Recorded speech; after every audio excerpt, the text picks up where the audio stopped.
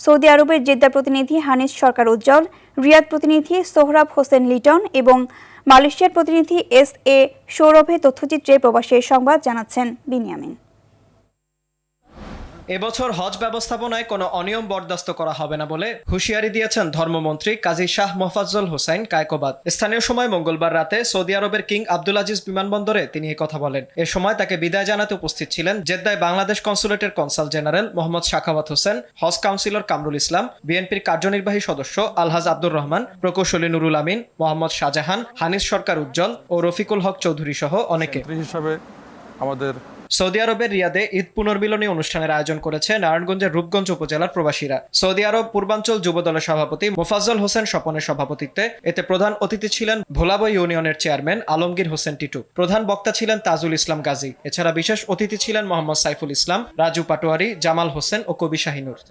আমরা রিয়াদে যারা আছি প্রবাসী বাংলাদেশিদের সুরের মূর্ছনায় মাতাতে মালয়েশিয়া যাচ্ছেন কণ্ঠশিল্পী ঐশী। আগামী 28 জুন রাতে কুয়ালালামপুরের HGH কনভেনশন সেন্টারে অনুষ্ঠিত হবে কনসার্টটি। এক সংবাদ সম্মেলনে এ তথ্য জানিয়েছেন আয়োজক প্রতিষ্ঠান এক্সট্রিম 5 প্রোডাকশনসের চেয়ারম্যান দাতো রোশন দাস।